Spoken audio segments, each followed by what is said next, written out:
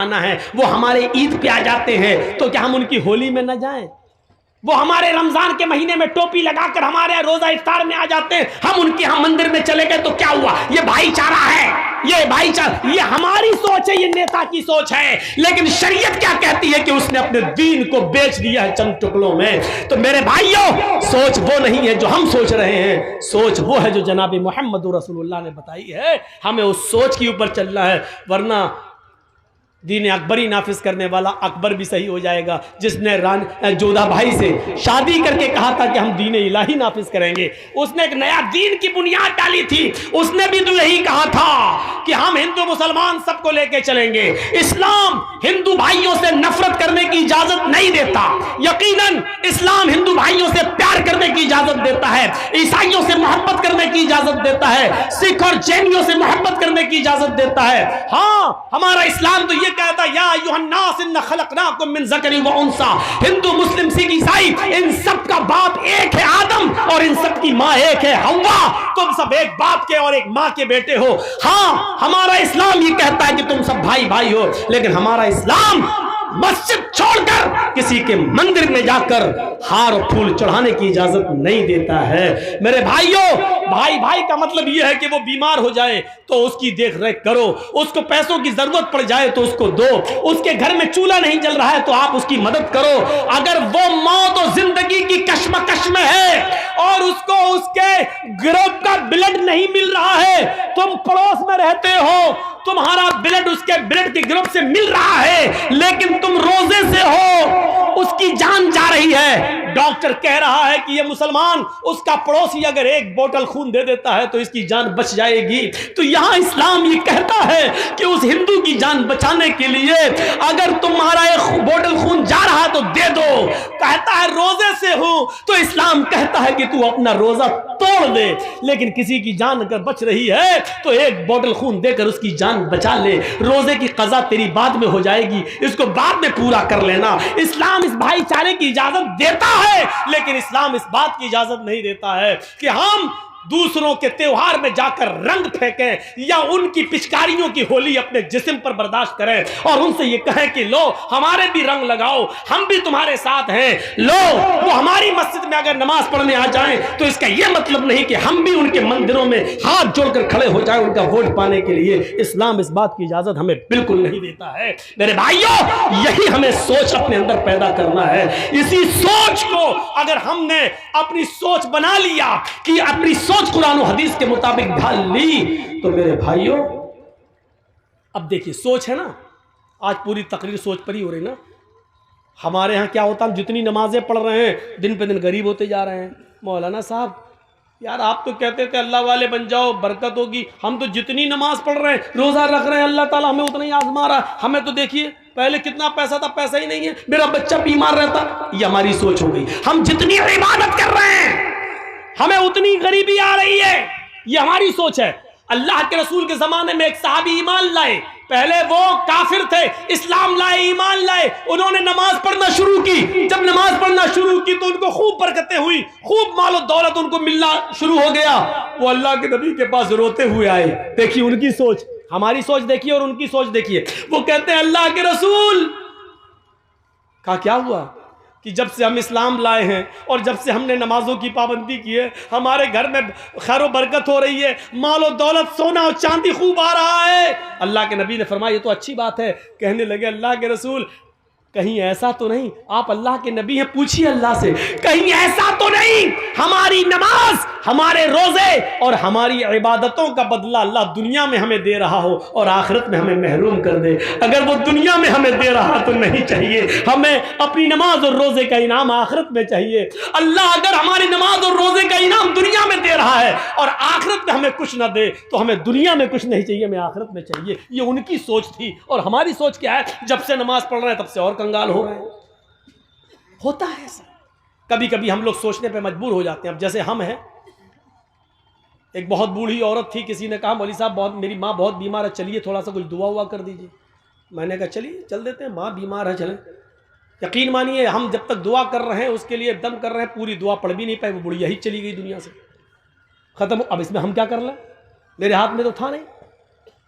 अब हम सोच रहे थे कि लड़का कहीं हमें गाली वाली ना दे, कमीना कैसा मौलवी है तू, हम तो दुआ करने के लिए लाए, तूने तो दुनिया ही से उठवा दिया। लेकिन उल्टा हुआ, हम सोच रहे थे ये और वो उल्टा हुआ। उसने कहा क्या मौलाना है माशा अल्लाह। हमने क्यों, तुम्हें अपने माँ से मोहब्बत नहीं थी? अरे कौन कहता माँ से मोहब्बत नहीं थी? अरे मेरी माँ बहुत तड़प रही थी, बहुत तड़प रही थी, हमने कई बकरे सदका कर दिए, खिला दिए, लेकिन मेरी माँ की तकलीफ़ नहीं जा रही थी। आपने तो इतनी ऐसी दुआ पढ़ी कि बड़ी आसानी से रूह निकल गई मेरी माँ की। हमने कहा अल्लाह तेरा खैर है, कम से कम बुरा नहीं माना। मैं अपना वाक़या बता रहा हूँ, मैंने अब तक 4 निकाह पढ़ाए हैं, चारों को तलाक हो गई। मेरा पढ़ाया हुआ एक भी निकाह नहीं टिका, अब मैं पढ़ाता भी नहीं हूँ। हालांकि ये मतलब नहीं कि अब पढ़ाऊंगा तो टिकेगा नहीं, लेकिन मैं पढ़ाता नहीं हूँ। क्यों? जिसको कहता हूँ कि मैंने 4 पढ़ाए हैं, चारों को तलाक हो गई, वो कहता मौलाना साहब खाना खा लीजिए लेकिन निकाह मत पढ़ाइए, निकाह नहीं पढ़ाइए।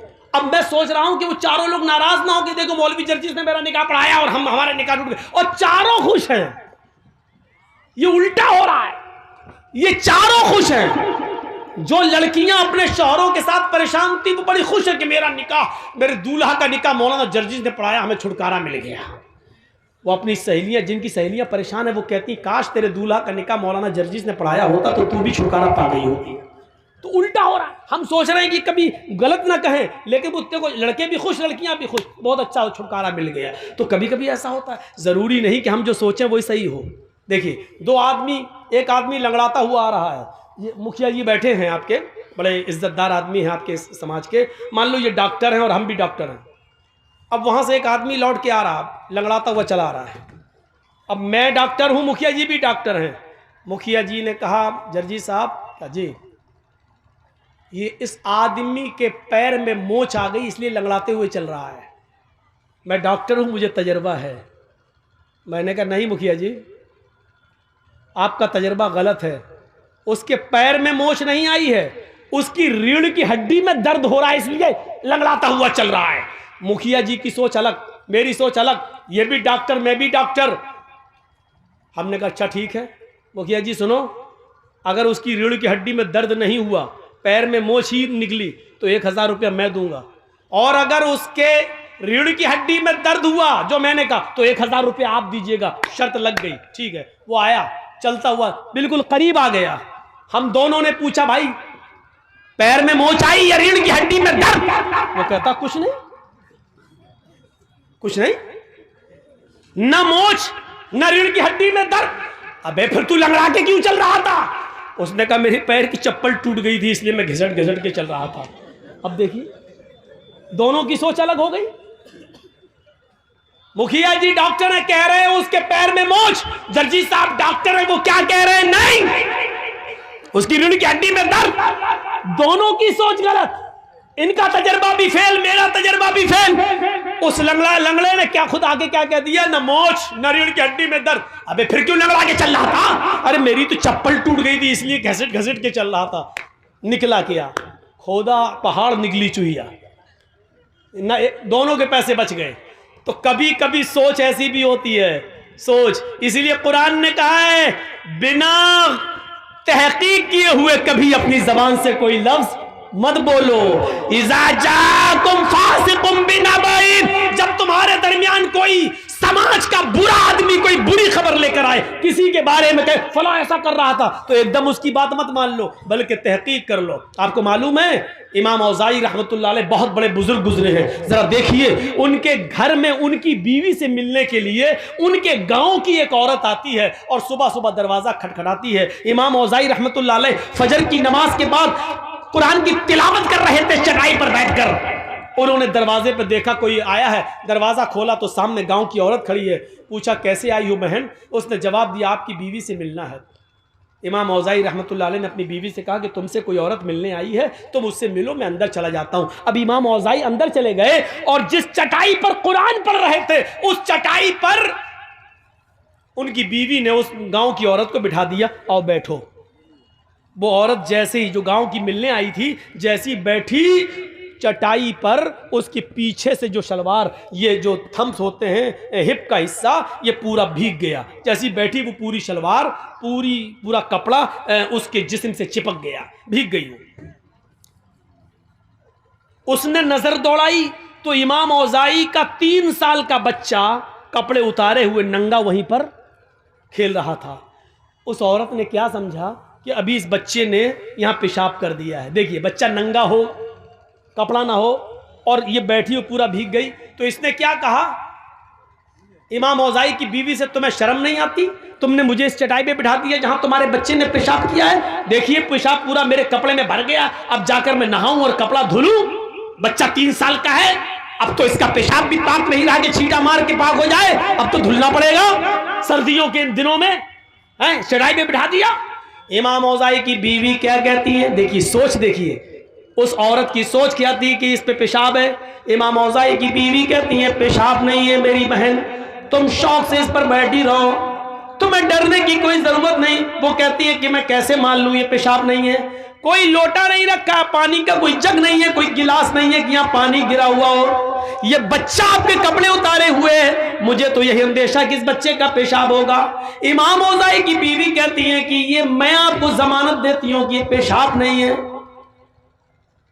बच्चे ने पेशाब नहीं किया है, लेकिन बच्चे का कपड़ा उतारा, उसने नाली में पेशाब किया, यहां नहीं किया है, तुम बेफिक्र रहो। उसने कहा इमाम औज़ाई की बीवी से, ये पेशाब नहीं है और पानी भी नहीं है, तो फिर है क्या?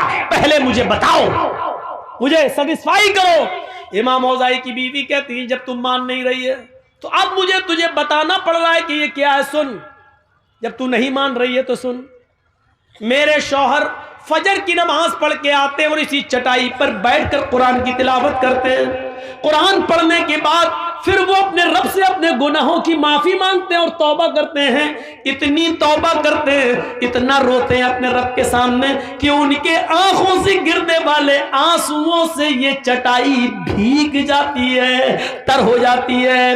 मेरी बहन, तुम जिस चटाई पर बैठी हो और जिस चटाई के से भीग गई हो, ये मेरे बच्चे का पेशाब नहीं है, ये पानी नहीं है, ये मेरे शौहर के आंखों से गिरने वाले आंसू हैं, जो अल्लाह के खौफ से और अल्लाह के डर से रोते हैं, जिस आंसुओं से तुम्हारी शलवार भीग गई है।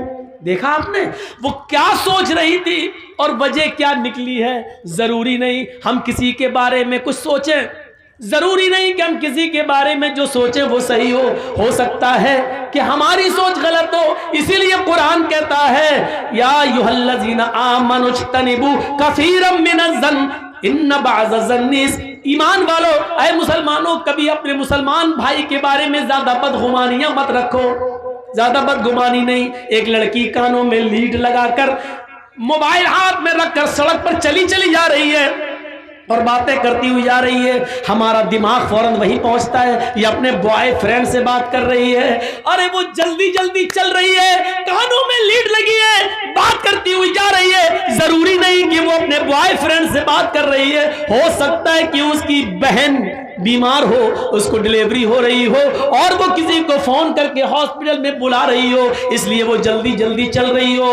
ये भी हो सकता है कि वो जल्दी किसी से बात करती हुई जा रही है, उसका बाप का एक्सीडेंट हो गया हो और वहां फोन आया हो कि बेटी जल्दी आओ कुछ रुपए लेकर। जरूरी नहीं है कि वो बॉयफ्रेंड से बात कर रही हो। इसीलिए कुरान कहता है, किसी के बारे में ज्यादा बदगुमानियां मत पाला करो, किसी के बारे में ज्यादा बदगुमानियां मत रखो, किसी को तो सोच देखिए हमारी सोच क्या है और उसकी सोच क्या है। मेरे भाइयों, सोच को बदलने की कोशिश करो, सोच को बदलो, सोच को। मेरे भाइयों, मौलाना जर्जीस और मुखिया जी की बनती नहीं है। एक मिसाल दे रहा हूं, मौलाना जर्जीस की और मुखिया जी की बनती नहीं है, आपस में नाराजगी है। न ये मुझे देखना चाहते हैं, न मैं इनको देखना चाहता हूं। मुखिया जी अपने घर के दरवाजे पे खड़े हैं, छत पे खड़े हैं, जर्जीस साहब जा रहे हैं, नमाज के लिए जा रहे हैं। जर्जीस साहब की नजर मुखिया जी पर पड़ गई। जर्जीस साहब मुंह हिला रहे हैं, होंठ हिल रहे हैं।